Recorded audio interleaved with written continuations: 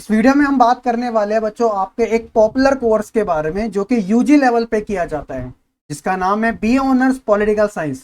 आप में से ऐसे बहुत सारे बच्चे हैं जो कि after twelfth class UG level पर इस कोर्स को करना चाहते हैं।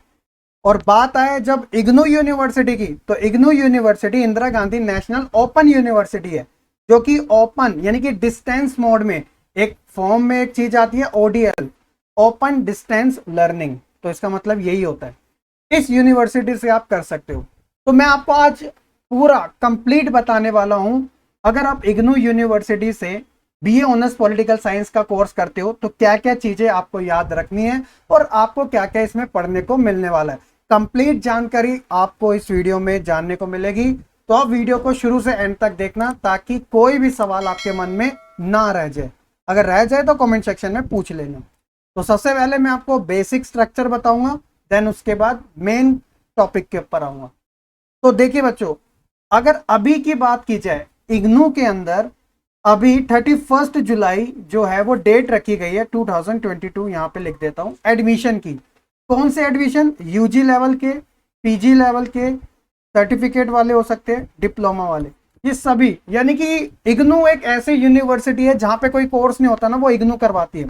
बहुत सारे जने इसे करते हैं क्योंकि इग्नू के जो सेंटर है ऑल ओवर इंडिया में है, इवन ओवरसीज सेंटर भी है, इंडिया के बाहर भी इसके सेंटर है। तो एक ये सेंट्रल यूनिवर्सिटी में गिनी जाती है। अब बात यहां पर यह आती है कि आप इस यूनिवर्सिटी से पॉलिटिकल साइंस का कोर्स करने वाले हो तो आपको क्या क्या चीजें ध्यान में रखनी है। ये कुछ बेसिक डिटेल है। सबसे पहले बात आती है बच्चों आपके कोर्स के कोड के बारे में, क्योंकि यहाँ पर कोड जो है ना वो काफी ज्यादा मैटर करता है। ये आप अपनी स्क्रीन पर सारा डिटेल में देख सकते हो। जब आप इस कोर्स को करोगे तो आपके आई कार्ड में ये चीज लिखी आएगी BAPSH।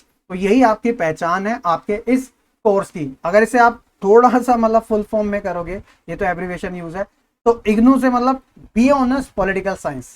तो ये बीए ऑनर्स पॉलिटिकल साइंस, ठीक है। इसकी एलिजिबिलिटी क्या मानी गई है?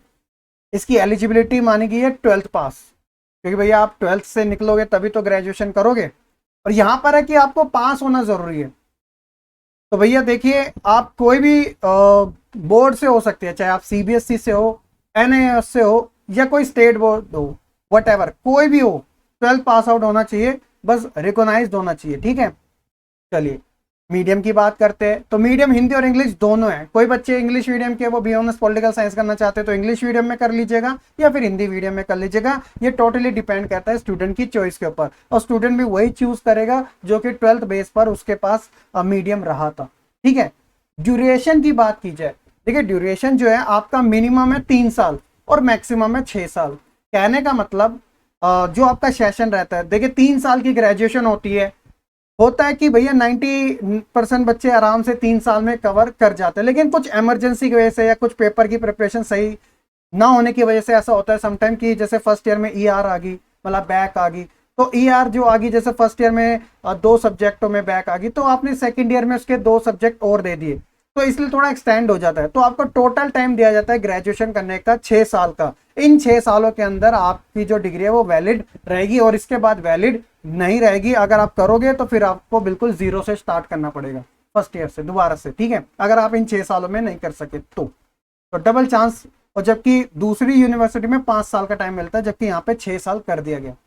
फीस सबसे इंपॉर्टेंट रोल प्ले करती है, तो वो है बच्चों, अगर आप ऑनर्स का यहाँ पे कोर्स कर रहे हो इग्नू से तो थोड़ा बहुत महंगा होता है एज कम्पेयर टू प्रोग्राम से। तो यहाँ पर आपको 4200 पर ईयर के पे करने पड़ेंगे। जैसे आप एडमिशन लेते हो ना, डायरेक्ट ऑनलाइन एडमिशन होता है यहाँ पे मेनली, तो आपको अपना ऑनलाइन फॉर्म फिलअप करते ही जब आपका कंप्लीट फॉर्म फिलअप हो जाता है, देन लास्ट में आपको पेमेंट करनी पड़ती है। तो वहाँ पे 2 ऑप्शन दिखाई देते हैं कि आप पर ईयर वाइज करना चाहते हैं या फिर वन टाइम में ही कर देना चाहते हैं। तो ये आपके ऊपर है पार्ट, ठीक है। तो आप चाहे तो ईयर वाइज कर लीजिएगा 4200, अगर आप फुल टाइम करना चाहते हैं तो फुल टाइम कर लीजिएगा, तीनों साल की एक साथ, तो वो 12,600 है और पर ईयर की 4,200 है। एडमिशन का जो सेशन रहता है इग्नू के अंदर, वो पूरे साल में 2 बार एडमिशन के जो विंडो होते हैं वो ओपन होते हैं एवरी ईयर। जी हाँ बच्चों, जैसे अभी जून चल रहा है तो जुलाई, वैसे इसके एडमिशन अभी स्टार्ट हो चुके हैं और 31 जो जुलाई है वो लास्ट रखी गई है, बट ये जो डेट है वो अभी एक्सटेंड होगी। मतलब अगस्त तक जाएगी ये डेट, और हो सके तो सितंबर तक भी चले जाएगी। ये डेफिनेटली आपकी एक्सटेंड होती है, हर बार होती है इग्नू के अंदर, ठीक है। अगर इनकेस अगर इस वाले सेशन में अगर आप एडमिशन नहीं लेते हो तो एक सेशन और होता है दिसंबर वाला, हालांकि कोरोना की वजह से अब थोड़ा जनवरी वाला उसे गिना जाता है, तो ठीक है कोई दिक्कत नहीं है। तो इसमें भी आपके यही आपका फिर से पोर्टल ओपन किया जाएगा, आप उसमें एडमिशन ले सकते हो। लेकिन अगर आपके पास एलिजिबिलिटी है तो आप अभी वाले सेशन में एडमिशन ईजिली ले सकते हो, बस पास होना आपके लिए जरूरी है।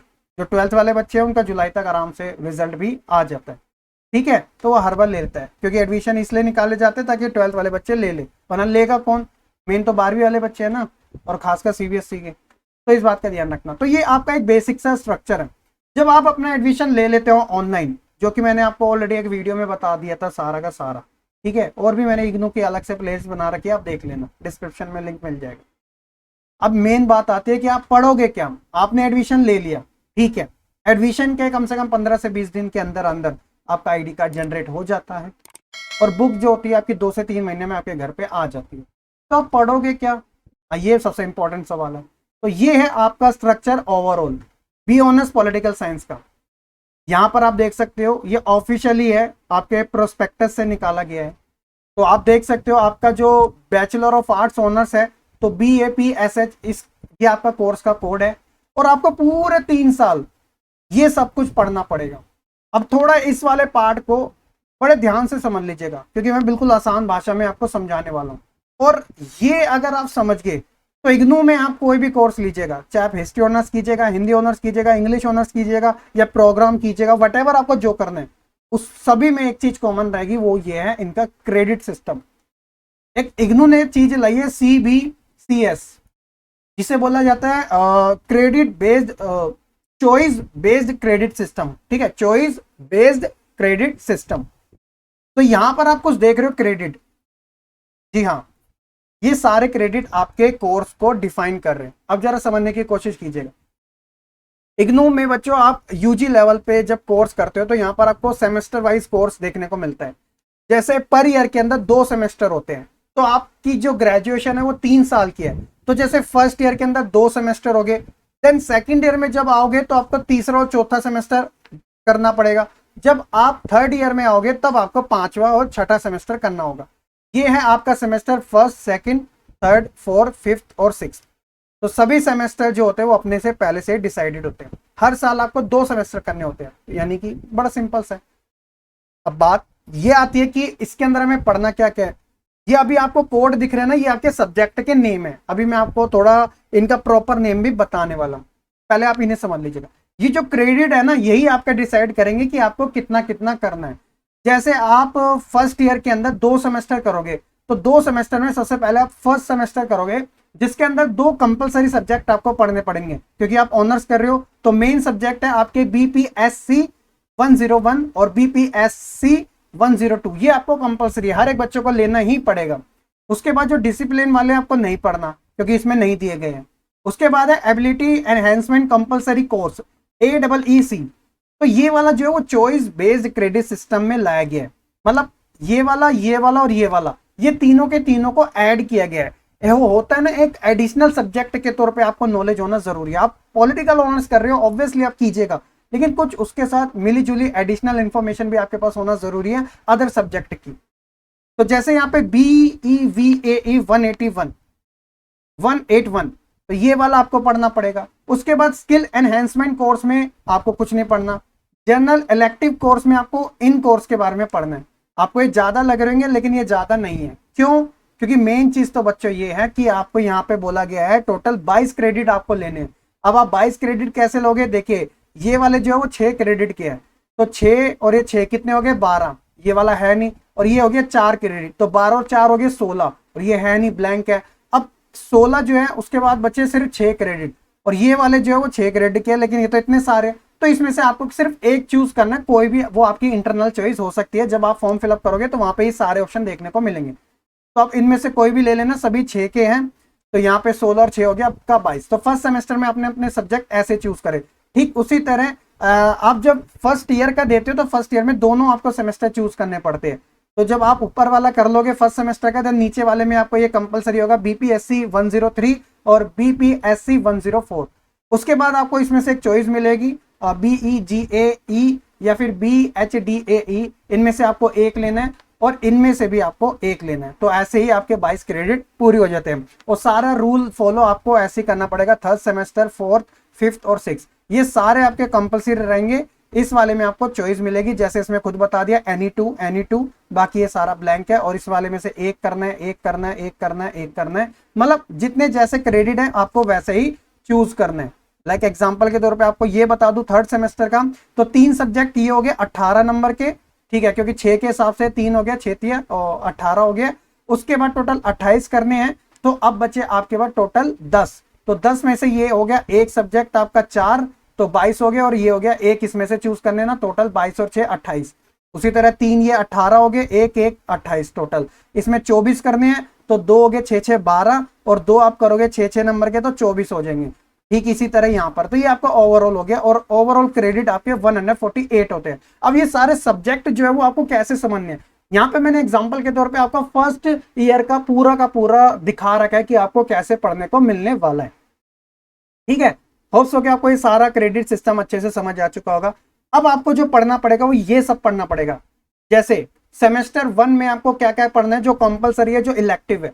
जैसे कंपलसरी में आपने ये पढ़ा था ना, BPSC 101, 102, और सेकंड सेमेस्टर में 103, 104। तो यहाँ पर फर्स्ट सेमेस्टर में आपको ये 2 नाम देखने को मिल रहे हैं, BPSC 101, जो कि है बच्चों इस कोर्स का नाम अंडरस्टैंडिंग पॉलिटिकल थ्योरी। जी हाँ, आप राजनीतिक सिद्धांत की समझ के बारे में पढ़ोगे। उसके बाद आप BPSC 102 constitutional government and democracy in India, इस सब्जेक्ट के बारे में पढ़ने वाले हो, यानी कि संवैधानिक सरकार और भारत के अंदर लोकतंत्र। उसके बाद आपने एक ये वाला सब्जेक्ट भी चूज किया था, BEVAE। तो ये जो सब्जेक्ट का नाम है वो है बच्चों पर्यावरण अध्ययन, एनवायरमेंटल स्टडी। तो ये आपको पढ़ना पड़ेगा।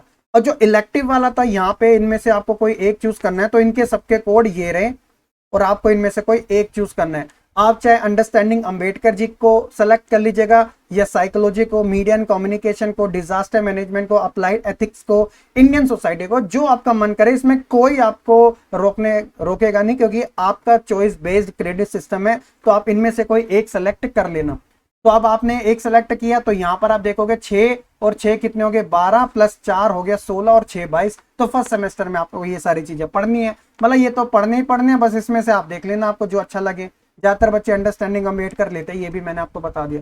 फर्स्ट ईयर के सेकंड सेमेस्टर में आपको क्या पढ़ने को मिलेगा, देखिए जो 2 कंपलसरी सब्जेक्ट है BPSC 103, तो इसके अंदर political theory, concept and debates के बारे में पढ़ना पड़ेगा, और BPSC 104 political process in India, इसके बारे में पढ़ना पड़ेगा।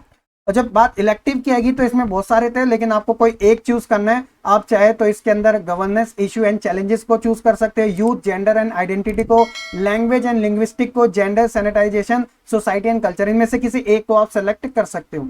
और जो ये एबिलिटी एनहेंसमेंट कंपलसरी कोर्स था, इनमें से 2 दिए गए थे, आपको एक चूज करनी है, दोनों लैंग्वेज है, यानी कि हिंदी भाषा और संप्रेषण, और इसी का कन्वर्जन है इंग्लिश कम्युनिकेशन स्किल। जो आपका मन करे आप वो चूज करना, इसमें भी वो चूज करना, इसमें आपको 2 करने पड़ेंगे। तो इसमें भी 22 करने हैं, तो 6 और 6 12 हो गए, और 6 18 हो गए, और 4 22 हो गए। तो आपके 22 क्रेडिट ऐसे पूरे होते हैं। तो होप्स हो कि आपको ये सारी चीजें समझ आ चुकी होगी। तो ये है आपका ओवरऑल बच्चों बी ऑनर्स के बारे में फर्स्ट ईयर का पूरा।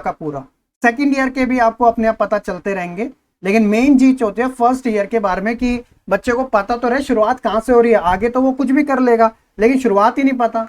अब मेरी बात जरा ध्यान से समझिएगा, यहां पर मैं छोटा सा आपको और समझा देता हूं। देखिए, आपने जैसे सपोज कीजिएगा आप जुलाई में एडमिशन ले लेना, सभी बच्चे जुलाई में एडमिशन ले लेना जो लेना चाहते हैं। 31 तक है वो डेट, आगे बढ़ेगी, आपका रिजल्ट आ जाएगा, आप कर देना, ठीक है। जब आप अपना एडमिशन लोगे तो याद रखना आपका जुलाई में एडमिशन हुआ है, ठीक है। अब आपको क्या करना होगा, सबसे पहली चीज आपको असाइनमेंट जमा करने होंगे। यहाँ पे असाइनमेंट के बिना कोई काम नहीं होता, ठीक है। तो असाइनमेंट आप कब जमा करोगे, वो आपके मार्च से लेकर जून तक के बीच में जमा होते हैं, तो आपको बहुत टाइम मिलता है, ठीक है।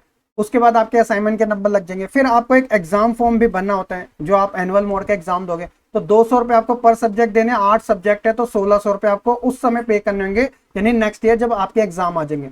और आपको एक री रजिस्ट्रेशन करना होगा, रजिस्ट्रेशन भी करना होगा।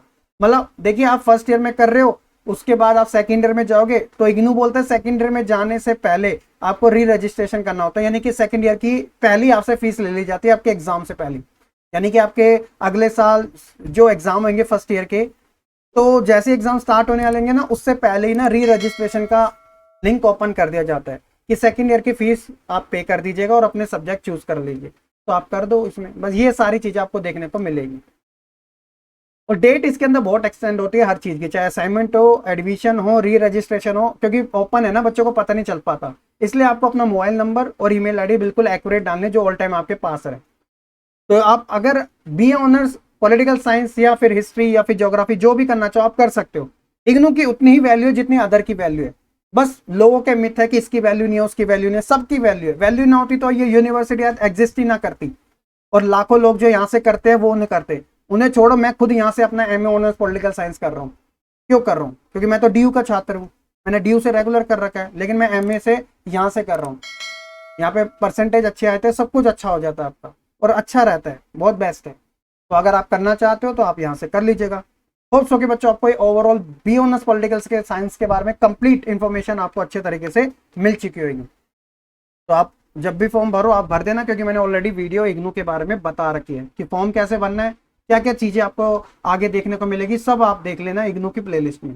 तो मिलते हैं फिर अपने नेक्स्ट सेशन में। होप सो कि ये वीडियो पसंद आई होगी। लाइक कमेंट शेयर करने के साथ चैनल को जरूर सब्सक्राइब कीजिएगा। कोई कंफ्यूजन है, डाउट है या कुछ भी है आप कमेंट सेक्शन में जरूर मेंशन कर देना, मैं देख के आपका रिप्लाई जरूर कर दूंगा।